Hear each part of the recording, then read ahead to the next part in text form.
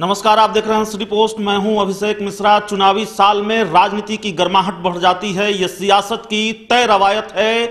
लेकिन बिहार की राजनीति जिस वजह से गर्म है वो वजह है प्रशांत किशोर और पवन वर्मा।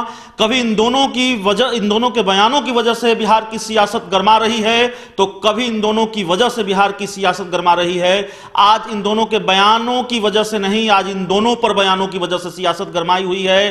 पवन वर्मा और प्रशांत किशोर को लेकर कई बयान सामने आ रहे हैं और जाहिर है प्रशांत किशोर ने जब बीजेपी के दो बड़े नेताओं पर हमला किया है, केंद्रीय गृह मंत्री अमित शाह पर हमला किया है और बिहार के डिप्टी सीएम सुशील कुमार मोदी पर हमला किया है। गृह मंत्री अमित शाह पर तो कई बार हमला किया है, तो बीजेपी बड़ी खुश होगी क्योंकि अब तो जेडीयू के नेता ही हमला कर रहे हैं प्रशांत किशोर पर। तो बीजेपी की प्रतिक्रिया जानने के लिए हम बातचीत करेंगे। बीजेपी के कदावर नेता हैं बिहार बीजेपी के मधुमेश चौधरी जी। सर, सिटी पोस्ट में आपका स्वागत है और सवाल की शुरुआत प्रशांत किशोर से ही करेंगे। बड़ा आपका पसंदीदा सवाल होगा, मैं जानता हूं। जेडीयू के कई नेताओं ने प्रशांत किशोर पर हमला किया है। बारी बारी से हम तमाम बयानों पर बातचीत करेंगे, लेकिन सबसे अहम बयान यह कि आज जेडीयू की अहम बैठक हो रही है और उस बैठक से पहले जेडीयू के प्रदेश अध्यक्ष वशिष्ठ नारायण सिंह ने यह कह दिया कि प्रशांत किशोर और पवन वर्मा की जरूरत नहीं है पार्टी को। सबसे पहले मैं तो बताना चाहता हूं कि जो अभी बिहार की स्थिति है और जहां तक पीके की बात है, मैं ये बताना चाहता हूं कि पीके तो कभी नेता थे ही नहीं, वो तो प्योर बिजनेसमैन आदमी है। और इनको लाइट में लाने वाला आदमी आपको याद होगा, इनको तो पूरे देश में कोई पहचानता भी नहीं था। और ये माननीय श्री सुशील कुमार मोदी जी पर इन्होंने ट्वीट किया था 4 दिन पहले। मैंने उस ट्वीट पर भी कहा था, मैं जवाब दिया था कि पीके की स्थिति ऐसी है, हमको तो लगता है दिमागी संतुलन का बिगड़ गया है। और जो स्थिति इन्होंने बना रखा है अपना, ऐसे आदमी को तो पार्टी को पहले ही कार्रवाई करनी चाहिए थी। माननीय वशिष्ठ नारायण सिंह ने जो कहा है तो एकदम ठीक कहा है कि इनको पार्टी से तुरंत बाहर निकाल देना चाहिए कि ये आदमी तो जिस थाली में खाता है उसी में छेद करता है। इन्होंने माननीय नीतीश कुमार जी के बारे में भी अभी 4 दिन पहले ट्वीट किया था। मैं आपको बताना चाहता हूं कि इस आदमी का कोई वजूद नहीं है।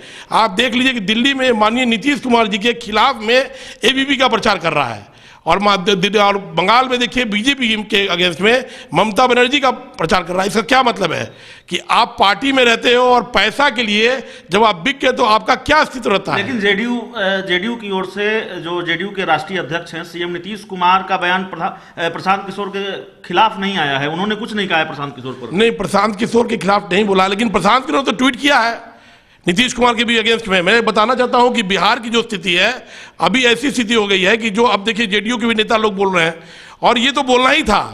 बीजेपी वाले बोल रहे थे तो हो सकता है कि जेडीयू को कोई नेता को उस समय बुरा लग रहा हो, लेकिन अब जो स्थिति आ गई है कि अब जेडीयू के नेता भी देखिए, आलोक जी भी ने अभी कहा है कुछ दिन पहले, अभी आज या कल का स्टेटमेंट, आज उन्होंने उनको कॉर्पोरेट दलाल कहा है। जेडीयू के जो नेता हैं अजय आलोक, उन्होंने कहा है कि प्रशांत किशोर कॉर्पोरेट दलाल हैं, राजनीति के कोरोना वायरस हैं और कोड़ हैं। एकदम सही कहा उन्होंने, और उनको इस बात को मैं भी उनके साथ में समक्ष रहता हूं। और मैं समझता हूं कि पार्टी को तुरंत कार्रवाई करके इनको पार्टी से बाहर निकाल देना चाहिए। तो आप पार्टी से बाहर निकाले जाने की मांग कर रहे हैं, लेकिन मुख्यमंत्री नीतीश कुमार ने पवन वर्मा को लेकर जो बयान दिया है उससे मैसेज यह है कि पार्टी इन दोनों नेताओं को बाहर नहीं निकालेगी, इनको सही नहीं बनाएगी। ये दोनों नेता अगर कहीं जाना चाहते हैं तो चले जाए। पवन वर्मा को लेकर उन्होंने कहा है, इस पर भी हम आपसे बातचीत करेंगे, लेकिन डिप्टी सीएम सुशील कुमार मोदी का आपने जिक्र किया। आपने ये कहा कि उन्होंने सुशील कुमार मोदी पर हमला किया, बाद में प्रशांत किशोर का पलटवार सामने आया, वो वीडियो जारी उन्होंने किया, हम जानते हैं। 2015 के विधानसभा चुनाव के दौरान का वो वीडियो था। जो बिहार के डिप्टी सीएम सुशील कुमार मोदी तेजस्वी यादव के हर वार का पलटवार करते हैं या फिर अपने सियासी दुश्मन के हर वार का पलटवार करते हैं, उन्होंने प्रशांत किशोर के हमले का फिर दोबारा जवाब नहीं दिया। इस चुप्पी की कोई खास वजह है? सबसे पहले मैं आपको पहले भी बता चुका हूं कि प्रशांत किशोर का कोई माननीय डिप्टी सीएम सुशील कुमार मोदी के सामने कोई वजूद ही नहीं है। अरे हम लोग सुशील मोदी जी के हनुमान बने हुए हैं, पहले हम लोग से तो फरियाले पीके तब न जाएगा हमारे गुरुदेव के पास में। तो उसकी औकात तो हम लोग से फरियाने की नहीं है। हम लोग से तो पहले बात करके देख ले पीके, हम ही लोग उनका पूरा मिट्टी पलीत करने के लिए तैयार है। और पीके की जो अपनी औकात है उनसे बहुत 10 गुना औकात तो हम लोग की है। और हम लोग जो स्थिति उनके सामने पैदा कर देंगे और उनके बारे में जो बताएंगे वो सुशील कुमार मोदी को बोलने की जरूरत ही नहीं है। पहले हम ही लोग से तो फरियाले पीके, और पीके का जो भी स्टेटमेंट आ रहा है उनके ट्वीट पर कोई ध्यान नहीं देता। मैंने पहले भी कहा कि पीके कोई नेता नहीं है। पीके जी को नेता ने माननीय नीतीश कुमार जी ने बनाया है, क्योंकि उन्होंने जो कार्यकाल नरेंद्र मोदी जी के लिए जो काम किया है जो पहले काम किया था उसी के गुड बुक में आ गए। नीतीश कुमार जी ने इनको अपने यहाँ रखा और उसी के एवज में इन्होंने इनको जेडीयू में बड़ा पद दिया। लेकिन मैंने आपको पहले भी कहा है कि जिस थाली में ये खाते हैं उसी में छेद करते हैं। इनका ये पुराना एटीट्यूड है। इसलिए मैं फिर मांग करता हूं जेडीयू में, मैं हर पार्टी से बोलता हूं, चाहे हम भाजपा के हैं चाहे जेडीयू के कोई भी लोग हैं, अगर पार्टी के खिलाफ कोई भी नेता अगर इस तरह का बयान देता है तो पार्टी को तुरंत कार्रवाई करके उसको पार्टी से बाहर निकाल देना चाहिए। आखिरी सवाल है आपसे, क्या आपको लगता नहीं कि अगर प्रशांत किशोर 2015 और 2020 का जो बिहार विधानसभा चुनाव होगा वो थोड़ा समानता होगी उन दोनों में? ये बात हम इसलिए कह रहे हैं कि 2015 के विधानसभा चुनाव में नीतीश कुमार को इस बात को डिफेंड करना था कि जिस लालू यादव के राज को वो जंगल राज कहते रहे उनसे उन्होंने दोस्ती कर ली। ये उनके जो सिद्धांत है उस पर सवाल था। एक तरह से आप उनके खिलाफ चुनाव लड़ रहे थे, बीजेपी हमला कर रही थी ये कहकर।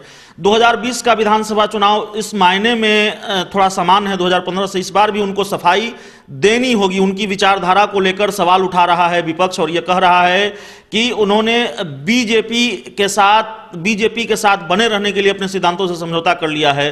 तो एक जैसा नहीं लगता कि तब उनको लालू के साथ दोस्ती को डिफेंड करना था और इस बार उनकी आइडियोलॉजी पर जो सवाल उठ रहे हैं उसको डिफेंड करना पड़ेगा? ये लगता है आपको कि थोड़ी मुश्किल में आपने डाल दिया है नीतीश कुमार? सबसे पहले मैं बताना चाहता हूं कि विपक्ष है कौन आपके सामने। पहले मैं तो ये पूछना था कि विपक्ष में है कौन, किस आदमी, कौन विपक्ष आके माननीय नीतीश कुमार जी के सामने खड़ा होने की औकात रखता है? मैं आपको बताना चाहता हूं तो कि जिसके घर शीशे के होते हैं वो दूसरे पर पत्थर नहीं फेंका करते। आप देख लीजिए तेजस्वी यादव को 15 साल लालू जी की सरकार बिहार में रही है और वो सभी दिन हम लोग का देखा हुआ है। जंगल राज क्या था, महाजंगल राज था, जो जनता 7 बजे घर से बाहर नहीं निकलती थी, वो दिन भी देखा हुआ है। वो आदमी माननीय नीतीश कुमार जी के सामने क्या बात करेगा? उसकी क्या औकात है नीतीश कुमार जी के सामने बात करने की? तो आज बीजेपी बहुत खुश है क्योंकि जितना तल्ख हमला, जितना आक्रामक हमला बीजेपी नहीं कर सकी प्रशांत किशोर पर, उससे ज्यादा आक्रामक और तल्ख हमला अब उन्हीं की पार्टी जेडीयू कर रही है। और साफ तौर पर बातचीत जो है, ये तल्खी जो है गाली गलौज तक पहुंची है। अजय आलोक ने जो लिखा है वो हमने आपको बताया है। हमारे साथ बातचीत कर रहे थे मधुमेश चौधरी, बिहार बीजेपी के कदावर नेता माने जाते हैं और साफ तौर पर यह कह रहे हैं कि विपक्ष तो है ही नहीं, मुकाबला किससे है, हमारी जीत तय है। और प्रशांत किशोर को लेकर भी कई बातें उन्होंने कही है कि नीतीश कुमार ने बनाया है प्रशांत किशोर को, प्रशांत किशोर ने नीतीश कुमार को नहीं बनाया है। इस खबर में इतना ही, इस इंटरव्यू में इतना ही। अगर आपको हमारा ये इंटरव्यू अच्छा लगे, इसे अपने दोस्तों के साथ शेयर करें, हमारे यूट्यूब चैनल को सब्सक्राइब करें, बेल आइकन जरूर दबा दें ताकि हमारी खबरें सबसे पहले आप तक पहुंचे।